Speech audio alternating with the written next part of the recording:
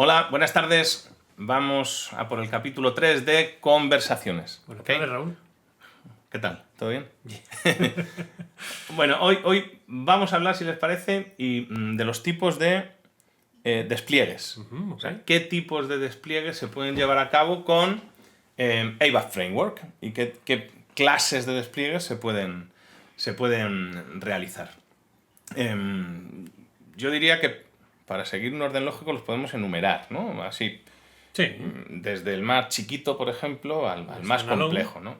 Standalone sería el primero, o sea, poder levantar Estás trabajando contra una base de datos local. una VS, un ABAP Virtual Server en tu computadora, donde trabajas con una base de datos local. Tuya. Pero tienes toda la funcionalidad del producto, Efectivamente. limitada o reducida respecto de la envergadura, pero con toda la funcionalidad.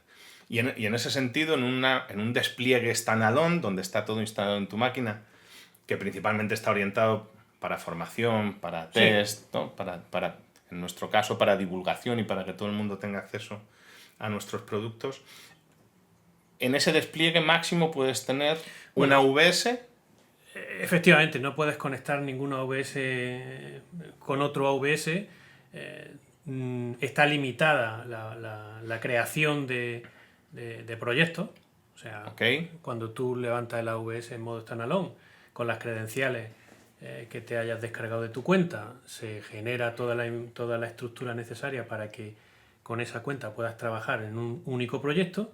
Y no puedes tener más proyectos. Y no puedes tener más proyectos. Pero al margen de eso, el resto de la funcionalidad es exactamente la misma. Puedes crear, yo en un despliegue standalone en mi máquina puedo tener una VS con sus servidores de lenguaje. Tengo 3 ambientes, porque esos son los 3 ambientes base que se configuran en un despliegue, y puedo tener 3 servidores de lenguaje para cada uno de los para dar servicio a cada uno de los ambientes. A cada uno de los ambientes. No, 3 servidores de lenguaje por ambiente, no. Un servidor de lenguaje por ambiente, lo que hace un total de 3 servidores de lenguaje. O sea, podría tener en mi máquina 1, 2, 3, 4 servidores corriendo, que sería el máximo de un despliegue local, ¿no? Sí. Fantástico. Y esto permite a todo el mundo usar la tecnología ABAP Framework, el AVS, el Virtual Server como API Manager, toda la parte de desarrollo con las extensiones en Visual Code, que son totalmente gratuitas, y los servidores de lenguaje. No necesita instalar nada más y un despliegue como el que acabamos de decir, ¿cuánto se puede tardar en configurar? Se tarda poco porque son configuraciones ya predefinidas. Fantástico. Y te permite trabajar con absolutamente todo el ciclo de vida, desde la creación de repositorios de APIs hasta la exposición y publicación. Okay. Tienes que grabar los vídeos que nos comprometimos en el anterior para ir enseñando a la gente cómo ir haciendo cosas. Si alguien quiere ir un pasito más allá, puede usar nuestra red Collaborative Network, ABAP Collaborative Network. ¿Qué es? La red Collaborative Network básicamente es una red totalmente deslocalizada, en la que cada servidor que se levanta en modo peer-to-peer se publica en nuestro servidor de descubrimiento y se hace disponible para sumar la potencia de cálculo tanto de los servidores de lenguaje como del servidor AVS a la red global, en el sentido en el que cuando alguien necesita utilizar los servicios de la red global, se le redirige al peer que está en mejores condiciones para servir esa petición. O sea, es una gran red peer-to-peer de desarrollo y exposición de APIs gratuita, ¿no? El servidor de descubrimiento le da en cada momento, a cada petición, el servidor de descubrimiento le está dando el mejor peer. Si alrededor del mundo hay un montón de gente como tú y como yo nos ha pasado que necesita un servidorcito de $5 para montar ahí su infraestructura y hacer cosas con APIs y demás, ya no lo necesita. No, piensa que puedes crear tu API, subirlo a la red colaborativa, desconectarte y te genera un endpoint. Y ese endpoint sigue vivo mientras haya alguien dando servicio en la red colaborativa. Qué bueno. Pues recuerden, señores, ABAP Collaborative Network. Creemos, la primera red peer-to-peer de desarrollo y exposición pública y totalmente gratuita de APIs. A partir de aquí, otros despliegues en los que puede trabajar ABAP Framework y los servidores AWS, podemos decir que es en la nube, uno de ellos, a través de ABAP Cloud, ¿no? Que no deja de ser un servicio, vamos a decir, similar o lo más parecido a un Google APG o a un Conconet o a un AWS al final API es un servicio, o Azure, ¿no? es un servicio que no te exige que tú instales ningún tipo de infraestructura. Ajá.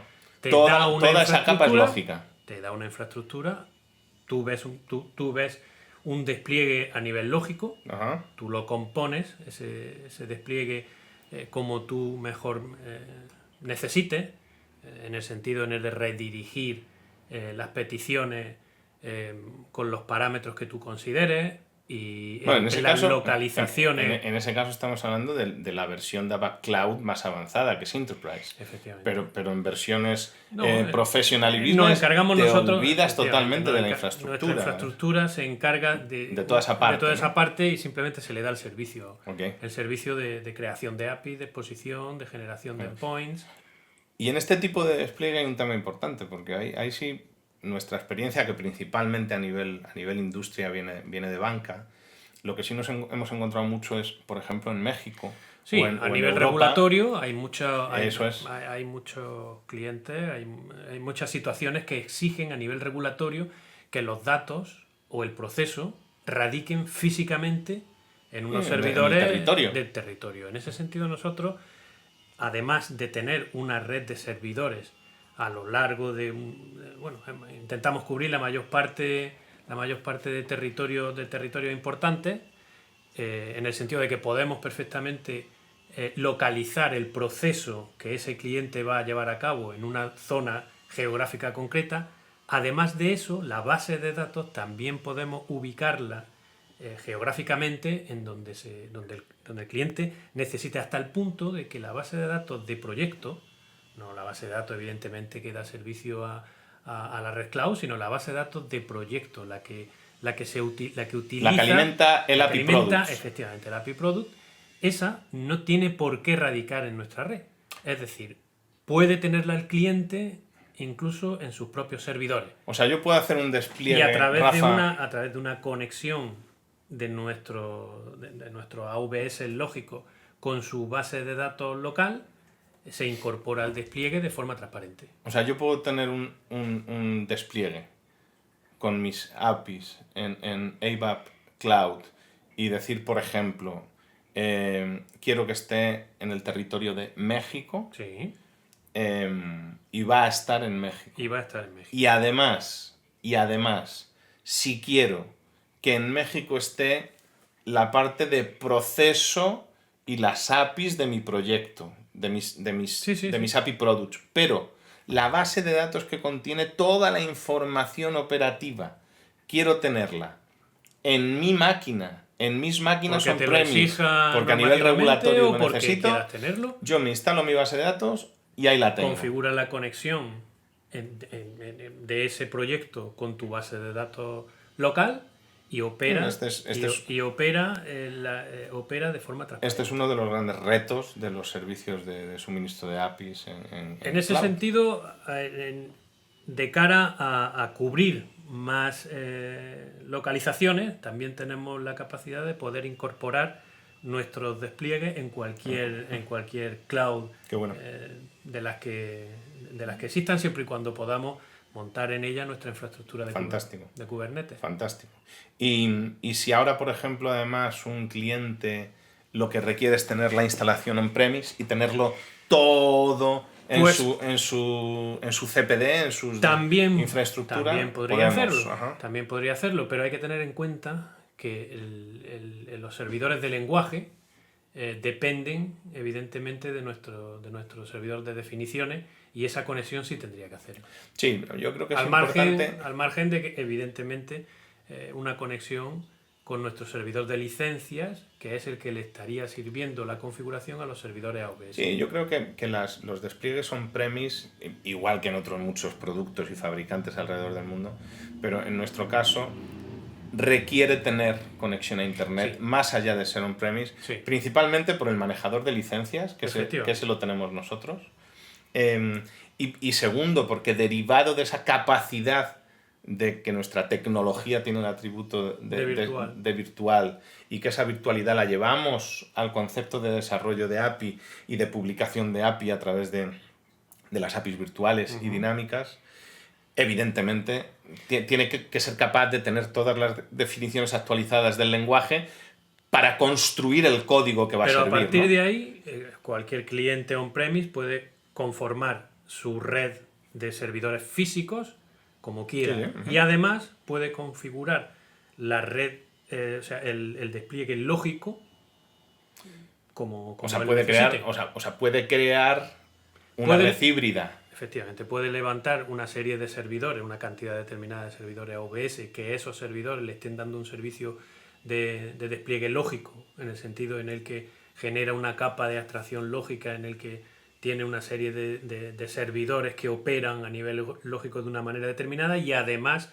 puede incorporar servidores on-premise a esa capa y generar un despliegue híbrido. Ok, fantástico.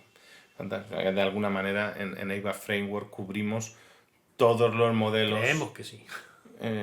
de despliegue existentes, ¿no? Incluso esa parte peer-to-peer que es más novedosa y que hoy en día pues desconocemos si hay otra alternativa, ¿no? Nos pareció buena idea. Opción. Yo creo que sí que lo es. Pues aquí nos despedimos por hoy. Seguimos mañana con más charla. A ver si se mueve el sol y te deja de dar el sol. Estoy iluminado. Parece un iluminado. Y avanzamos, amigos. Hasta mañana. Luego. Bye.